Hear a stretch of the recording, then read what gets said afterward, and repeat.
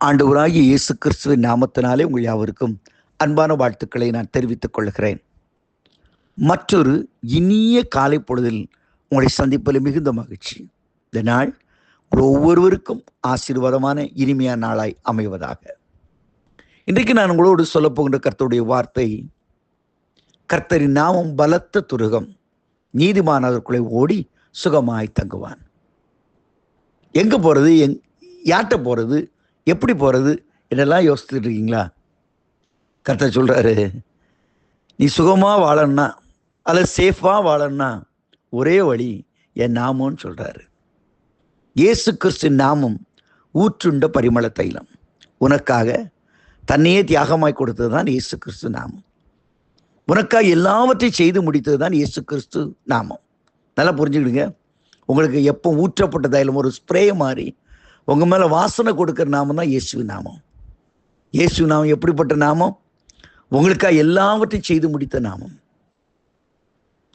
So அதற்குள்ளே இரண்டு இருக்கு. நீங்கள் இந்த இயேசு நாமத்துக்குள்ளே வரும்போது உங்கள் வாழ்க்கை மனம் வரும். இயேசுவின் நாமம் வரும் பொழுது உங்களுக்குள்ளே ஆசீர்வாதம் மறுமலட்சியம் வரும்.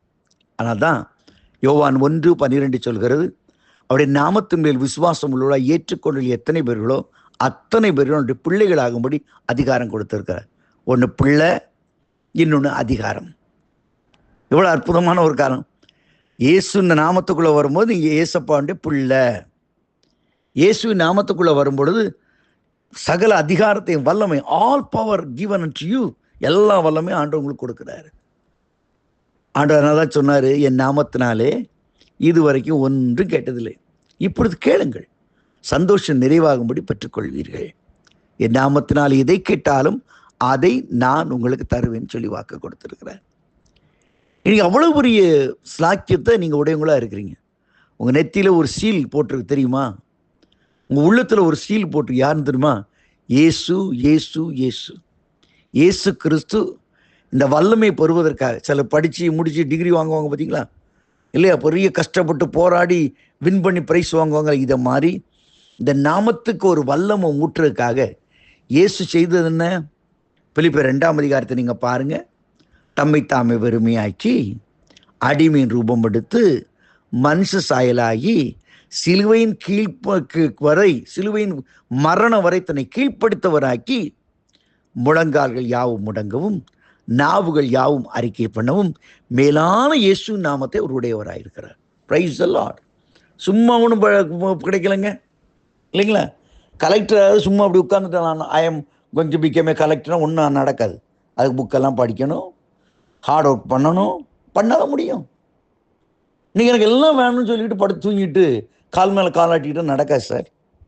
இயேசு கிறிஸ்து இந்த நாமத்தின் மகத்துவத்தை அவர் சம்பாதிப்பதற்காக தன்னை உனக்காக எனக்காக சிலுவையிலே தொங்க விட்டு அடிபட்டு கசையடிப்பட்டு ஜீவனை கொடுத்து இரத்தத்தை சிந்தி இந்த வல்லமை வாங்கியிருக்கிறார்.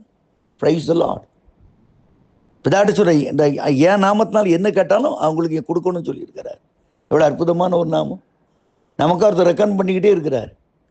பைபிள் சொல்லுது, நம்மை குறித்து நல்ல காரியங்களை சொல்லுகிற இயேசு கிறிஸ்துவின் ரத்தமா. எப்போ பார்த்தாலும் யாராவது ஒருத்தர் ஜெபக்குமார் மோசமானவன் அப்படின்னு சொன்னால், இயேசு கிறிஸ்துவின் ரத்தம் அப்படி சொல்லாத, அது என் பிள்ளை, அவனை பாதுகாக்கணும், அவனுக்கு உதவி பண்ணணும்னு சொல்லி இயேசு கிறிஸ்து சொல்லிக்கிட்டு இருக்காரு. நீங்கள் ஏங்க கவலைப்படுறீங்க? யாருமே இல்லை, எல்லாரும் என்ன தப்பு தப்பாக பேசுகிறாங்க, சொல்லி பேசுகிறாங்க. ஏம்மா, யார் என்ன சொன்னாலும் கவலைப்படாத. உன்னை குறித்து சாட்சி கொடுக்குற உன் ஆண்டவராகிய கர்த்தர், அவருடைய சாட்சி மெய் மெய் மெய். அதை தான் நீங்கள் பார்க்கணும். அந்த நாமம் உங்களுக்குள்ளே இருக்கும்போது நீங்கள் ஹேண்ட்பேக், ஐயோ நான் பணம் எடுத்துகிட்டு வரலையே, ஐயோ செக் புக்கு கொண்டு வரலையே, என்ன பண்ணுவேன்னு யோசிக்க வேண்டியதில்லை. அது சாதிக்க முடியாத காரியம் ஒன்றுமே இல்லை. அப்போஸ்தலர்களுடைய 3:3 பாருங்கள். ஒரு பிச்சைக்காரன் பிச்சை கேட்குறான். ஐயா சாமி, ஒரு வெள்ளியை போடுங்களே, ஒரு தங்கத்தை போடுங்க. அந்த காலத்தில் அப்படி இருந்துருக்கு. இப்போ அந்த வெளியெல்லாம் போடுற மாதிரியே இருக்குது. அப்போ பேதுரு யோவான் அங்கே போகிறாங்க. அவங்க சொல்கிறாங்க, எப்பா ஒன்றைய மாதிரி தான் நானும் ஒரு மனுஷன், ஆனால் கையில் பார்ட்ஸு கேஷ் எல்லாம் கொண்டு வரல. ஆனால் எனக்குள்ள அதெல்லாம் விட மேலான ஒன்று நான் வச்சுருக்கிறேன். பொண்ணை விட வெள்ளியை விட நீ எதிர்பார்க்கிற ஆசீர்வாதத்தோட மேலான காரியம் இருக்குது. என்னிடத்தில் உள்ளதை உனக்கு தருவோம். பார்க்குறேன், என்னடா இது கையில் ஒன்றும் ஹேண்ட்பேக்கும் காணும், பணம் காணும், ஒன்றும் இல்லை, பெரிய பார்ட்ஸு கீட்ஸு ஒன்றும் இல்லை. எனக்குள்ளே தாரேன்டான். நான் சொல்கிறேன், எனக்கு உள்ளதை தர்றேன், எனக்குள்ள ஒன்று இருக்குது. நஸ்னாகி இயேசுவின் நாமத்தாலே எழும்பி நட என்று சொல்லி அவன் கையை பிடிச்ச உடனே அவன் எந்திரிச்சு குதிச்சு ஆண்டவரை துதிச்சு தேவனுடைய நாமத்தை மகிமைப்படுத்துறான். What a powerful name in Jesus. இயேசுவின் நாமம் எத்தனை அற்புதமான நாமம். நீங்கள் அது உங்கள் வாழ்க்கையில் இருக்கும் பொழுது உங்கள் வாழ்க்கை சுகமாக தங்க முடியும். அது ஒரு பலத்த ஒரு துருகம். துருகம் என்றால் ஒரு ஃபோர்ட் அல்லது கோட்டை என்று பொருள். அந்த கோட்டைக்குள்ளே போய் நீங்கள் சேஃபாக தங்குற மாதிரி மாற்றும். நீ காலையில் உங்கள் மனசில் நிம்மதியை கொள்ளுங்க. நான் ஒரு கோட்டைக்குள்ளே, இரத்த கோட்டைக்குள்ளே நான் வந்திருக்கிறேன், இயேசு நாமத்தினால் வந்திருக்கிறேன். ஆகவே என் வாழ்க்கை பாதுகாப்பான வாழ்க்கை, என் வாழ்க்கை யாரும் தொட முடியாத வாழ்க்கை, என் வாழ்க்கை அதிசயங்களை செய்கிற வாழ்க்கை என்று சொல்லி கர்த்தருக்குள்ளே உங்களை திடப்படுத்திக் கொள்ளுங்கள். இந்த நாள் ஒரு இனிய நாளாய் அமையும். ஆமேன், ஆமேன்.